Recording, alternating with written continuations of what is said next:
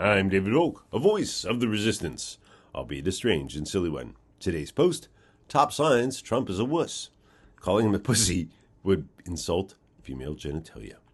It's time once again to remind my readers that when it comes to our current resident of the White House, there really is no there, and there never has been. He likes to project an image of manliness, but he's not a manly man. He's just a tough-talking guy with nothing to back it up except seriously deluded supporters who are looking for an abusive father figure to lead them. If you needed any other evidence of what a wussy is, here are some of the top signs that he's not as tough as he wants you to think. 1. He's soft in the middle, but pretends not to be. It's funny.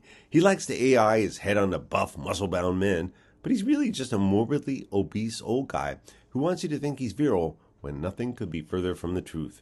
Number 2. Bad comb-over. Look, everyone knows he's just winding that weave around and around his head to make it look like he has a full head of hair.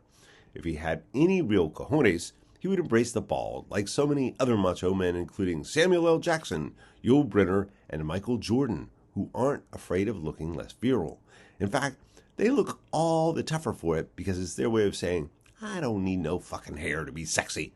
And I've had it with these motherfucking snakes on this motherfucking... Oh, I'm sorry. That's a different quote for a different time. Still, even Trump's boss, Vladimir Putin, isn't afraid to show a little forehead skin. That's forehead skin, not foreskin. Number 3, can't admit he's wrong. As with Operation Epstein Fury, which he assured everyone would be done in a few days, and distract attention from the Epstein case along the way. It's months later, and Iran has control of the Strait of Hormuz, is inflicting economic havoc on the West, and has put the U.S. in a position where it's running out of munitions. But he not only can't tell the truth about how the conflict is going, he can't admit it was a mistake to start it in the first place.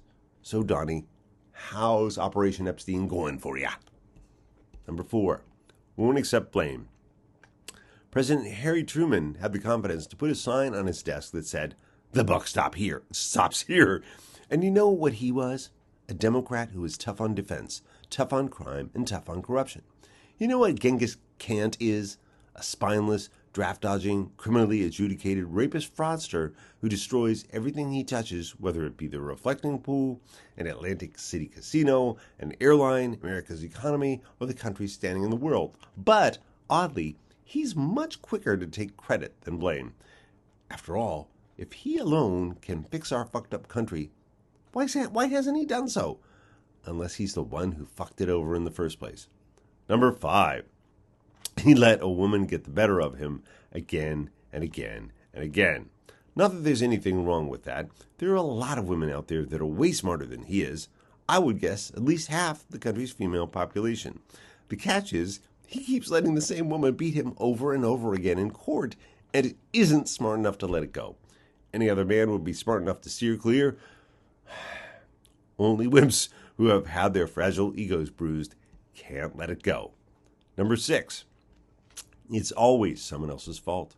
President Obama, President Biden, Hillary Clinton, fake news, crooked judges, Kristi Noem, Pamela Joe Bondi, Jeanine Pirro. The list goes on and on. All the people who are out to get him, and all the people who happen to be close enough to toss under a bus at any given moment as the need arises, all of them were responsible for his latest fuck-up. As for him, he's never to blame. That is why his hats always say, "Make America Great Again," because he still hasn't succeeded in doing so after all this time. Number 7, needs constant reassurance, which is why his appointees always open their cabinet meetings by showering him with praise. Number 8, surrounds himself with stupid people. Smart people are aware they don't know everything and aren't afraid to admit it. In fact, they rely heavily on experts and or people who know something they don't. With the king of wishful thinking, it's essentially a case of Putin's useful idiot surrounding himself by even dumber, more useful idiots he can throw on the fire like logs when things get hot. Number 9, oh, look how pretty. They must see their image everywhere and their name on everything, even if they have to unnecessarily rebuild the thing themselves to do it. Number 10, he's not smart enough to get out of a bad situation. Instead of cutting his losses and getting out of a losing fight like Iran, or his effort to contain COVID-19, he is so sure that he is right, or can't admit that he is wrong, that he can't get out until it's too late. By then, he's already lost, which he never saw coming, even though everyone kept telling him that whatever it was wouldn't end well. Number 11. It's always Taco Tuesday, because anytime someone stands up to him, because anytime he threatens to sue, attack, or hurt someone, he always chickens out. And finally, he's an outright coward. When the going gets tough, the tough get going. In the middle of World War II, Franklin Delano Roosevelt braved U-boat-laden waters in the Atlantic to attend a crucial but difficult meeting with Winston Churchill at the Casablanca Conference. When he was shot down over Vietnam, John McCain chose to remain in a prisoner of war camp rather than be released to give Vietnam a public relations victory.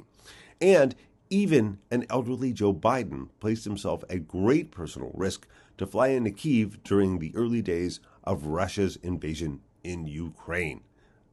Similarly, when Captain Bonespurs recently faced the risk of assassination during a trip, he bravely cowered in a catering truck and left a plane filled with his top cabinet officials and press people to take the risk for him.